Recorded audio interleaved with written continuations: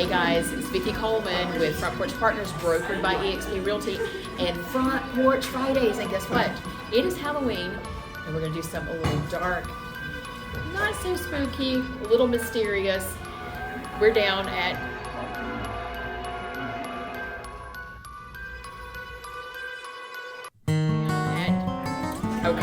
dark and mysterious. Little Bean Coffee in Mechanicsville. I'm Vicki Coleman, a realtor with eXp Realty and a connector in Richmond, Virginia. Come along with me and some amazing friends as we navigate RVA and bring people together one porch at a time. Front Porch Fridays, one porch at a time. Well, Jeff Odell, thank you so much for joining me again. Well, we were here 2 weeks ago, 2 months ago, I think. We were talking about ice cream and a little snippet about coffee. But now we're going to talk just about coffee because here we are in the fall season, get ready, cool temperatures. And coffee's good all the time, but it's really good when it starts getting cold, especially when you start coming out with all the fun flavors. And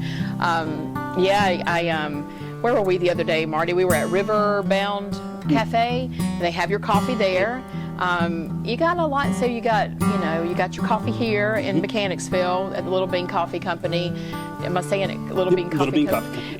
Yeah. And then I think you're roasting. You're going to show us a little bit of that in a little, a little bit how you roast your coffee, because you roast your own coffee, right? We roast our own beans. All roasted in house.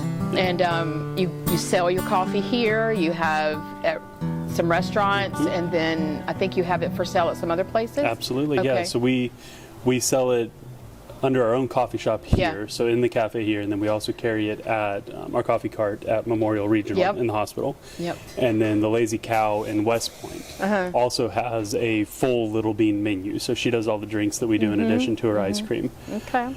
And then you said Riverbound. I love Riverbound. Yeah. They were one of our first, I think they were actually our first restaurant that carried the coffee, and that one was really fun because it's Riverbound. I mean, if you're in Mechanicsville, you know Riverbound. You got to go there. Yeah, it's I know. Phenomenal. We went there the other morning, and not to talk about them. We'll have to go down there sometime and do a show. We'll meet for lunch. We'll go down there and talk to the owners. But we, Marty and I were sitting there going, oh man, we missed breakfast. And the waitress walks over, she goes, no, we have breakfast until I think 2 or 3 o'clock on Saturday. We're like, yay! So their breakfast was really good. Their cinnamon rolls. We had one of those. Oh, they're incredible. She's like, do you want cinnamon rolls before you? We're like, yes, absolutely. We do. I would love a cinnamon roll. I know, it was really good. And I was out at Pearls and Chicks the other day in King William. I don't know if you've ever heard of them. It's a little boutique. Your wife would probably want to know about Pearls and Chicks, but I was talking about your coffee, and she goes, "Oh yeah, I know about Little Bean Coffee. And, we go there all the time." So they come here. Well, I love that. Yeah. So give us a little. I know you shared with us a few months ago, but just a little background. You had the coffee, Little Bean Coffee, for a couple of years. What made you decide you wanted to roast your own coffee and start a coffee shop? Well, starting the coffee shop, when I lived out in Colorado, I got involved with the coffee company out there. They roasted their own beans. I worked with them, really enjoyed that. And then when my wife and I got pregnant, we moved back to Mechanicsville. So kind of the same thing I said last time. The deal was, if we move back here, I'm going to open a coffee shop, because that sounds like a blast. So we started with the little coffee cart in the hospital. That was 3 years ago now. We've been in there for 3 years. Moved over here, and then actually the roasting part, we always wanted to roast our own. That's kind of the pinnacle of being a coffee company, is you get to roast your own beans. Coffee. That's like what everybody shoots for. And when we leased this space, the coffee shop, this one we specifically chose because it had kind of a pre-built roasting room. And so we get to use all the space up here for the normal coffee shop stuff. But I knew at some point we would be putting a coffee roaster in the back. And we opened October, and then November of that same year, a month after we opened, a gentleman named Sean Ricks came through, and he owned Ricks Roasters up in Fredericksburg. And he came in, and love him to death, one of my favorite people in the world, and he's this big guy with a ponytail and tattoos. He's just this awesome guy. And he walks in and he says, you ever want to roast your own coffee? I said, man, I'd love to roast my own coffee. He said, cool, I'll sell you a roaster. And I went, so you had never roasted coffee before? So I had, but not. I had when I worked at the one in Colorado, but not on a scale that I do now. Okay. Because it was just in the plans. One day we were going to roast coffee. So he goes, yeah, I've got a roaster. When I sold the business, I kept one roaster, and I was going to bring it down to Florida, but he's from here in Mechanicsville. And he said, so I'd love to see the first ever coffee roaster that we can find, the first ever commercial coffee roaster in Mechanicsville. So he kind of worked with me a ton. He taught me how to roast. He taught me how to use the machine, taught me how to create blends, taught me all that fun stuff. And so I think we were working on moving the roaster in, and then COVID hit, and that put everything kind of on the back burner because COVID put everything on the back burner. And so we didn't start actually roasting our own until summer of 2020. And from there, we just kind of took off. We just ran with it. So we've got all of our in-house blends that we do that we roast. You have a great selection of coffees, man. I appreciate that. I wouldn't want to be behind the counter and have to roast it and be the master, what do you call them, a mixologist or whatever. I don't know what Yeah, that's the fun part. I mean, that's the really fun part. Actually, here we go. This is a fun one for you. We'll be releasing it on Monday of next week, so 1st of November. This year we're going to do a gather blend, so it's our Thanksgiving blend, which is very exciting. Last year we did a Christmas blend. I couldn't quite get my feet under me in time to do a Thanksgiving blend, but this will be the first place you hear it. Nice. We are officially releasing the gather blend on Monday, which is super fun and exciting and stuff. But that's kind of the fun part of roasting coffee is you get to take all of this massive list of inputs. Where do you want to bring? And it's such fun, exotic places. Do you want to bring some coffee from Bali? Do you want to bring some coffee from Papua New Guinea? Do you want to bring some coffee from Costa Rica? Where are all these coffees coming from? And then you have to figure out how do you make them come together so that they make this beautiful, delectable flavor.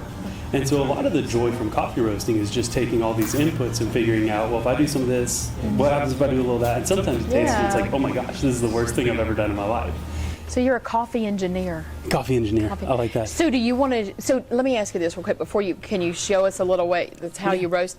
Can people just come in here and buy bags of your coffee? They can. Okay. So we keep them. So they'll be able to come and get that Thanksgiving blend. The gather blend will be available. Gather blend. Okay. And then we'll have them. Nice. We'll have a display up at the front, and then on the app, we always list all of them on the app. Okay. So people can buy it on the Little Bean app, and then I think. So you have an app? Yes, ma'am. A Little Bean app. Get the Little Bean app. That's so cool. Yeah, it makes it fun. Keeps us busy, that's for sure. Okay. Yeah, most of our mornings are app orders. And we do curbside off of the app, so if you order on the app, we'll run it out to your we try to run it out to your car as fast as we possibly can. Very nice. Well, show us your roast. Show us how you do some roasting. All right. Let's go check it out. All right, here we go.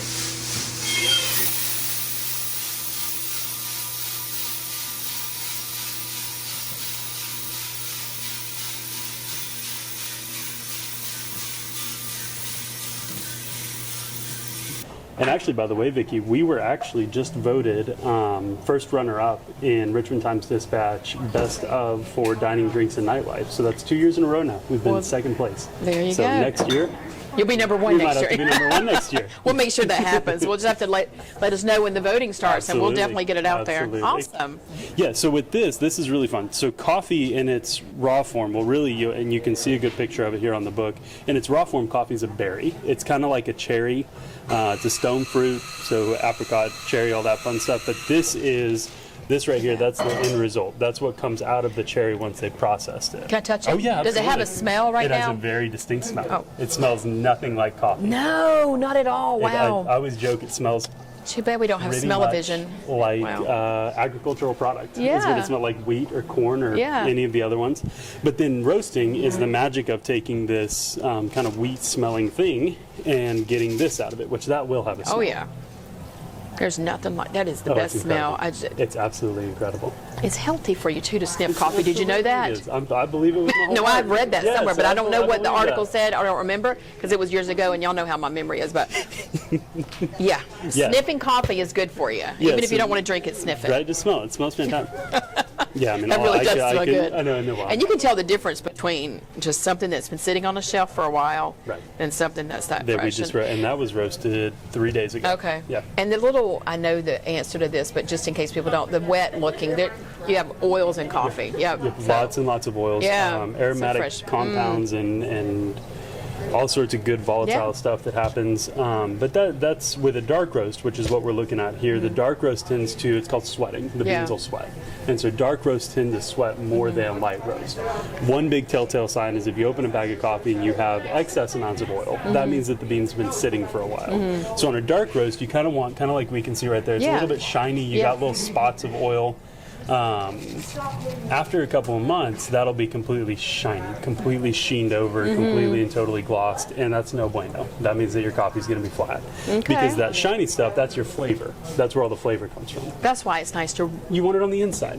You don't want it in the bag. You don't want it on your filter. You don't want it. You want it inside the bean. So that's why roasting it fresh matters. That's why getting it close by matters. Straight from the coffee roasting engineer, y'all. You heard it? Yeah, you want better coffee, get it from the roaster as quickly as you can, right? Oh, yes, ma'am. Nice. Well, thank you. That was definitely. I do have a question, and if this is a dumb question, we'll just edit it out. How do you get this to be decaf? Boy, how? Like, how is a bean decaf? So I'll show you. Okay. It's really interesting. So it wasn't a dumb question. No, it's not at all. And you know what? How in depth do you want me to go? Because I can show you the raw beans are wild looking. They look nothing like this. So it's a different kind of bean. But it's the same bean. Oh. But it's different. Oh. Okay. I'll give you the short version. I do want to know. And I'm sure everybody else wants to know, so I want to see. Okay. So this is a finished decaffeinated bean. Okay. It's pretty much the same as our standard bean. But it doesn't start out that way, But it doesn't start out that way. Okay. So when you have your decaf in your raw bean form, it's very... it's like a really army green, like very well. At least ours, the one we get either a Brazilian or a Guatemalan decaf. Very, very army green color to it. And what they do is they'll take these beans. So like these beans could become decaf because we use a company called Swiss Water Process to do all of our beans. Used to be back in the day to get decaffeinated coffee, you took all these beans and then you put water into them that had a chemical that and I'm not that smart, so somehow that chemical got rid of the caffeine. That caffeine. And that's a chemical process. Okay. We don't like that. That's why decaf used to taste absolutely wretched.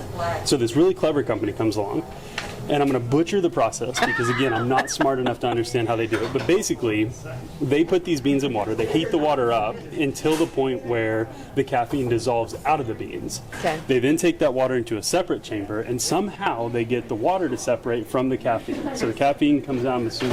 Again, I have no idea. Right. But you end up with the water that was originally in these beans that pulled all those oils that we talked about earlier. It pulled some of the oils out. Okay. They then bring that water that's had the caffeine reduced or taken out. They bring that water back over and they reintroduce it to the original bean. And so through this what's the word for it? Not a chemical, but a manual, a physical process. They physically separate the caffeine from the water that has all the yummy stuff. Okay. Bring that water back and reintroduce it to the beans. So what comes out is a delicious cup of coffee that doesn't have caffeine in it. And there, your young people, there's your chemistry lesson for today. Yep. That was awesome. Well, you just know it all. I don't know about that. Well, about coffee you do, about coffee, and all the processes. Blending. So Jet, thank you again for joining us on Front Porch Fridays and the education and the taste and the smells and all the good things. And I just want to remind people, come down here. I guess Sunday, the 31st, most kids are going to be out getting their candy. Parents are going to be getting, kids are going to be getting their treats. So stop by here before 6 o'clock and grab your treat. So you take the kids out. Cheers, Jet. Cheers. Thank you. Thank you, ma'am. God bless.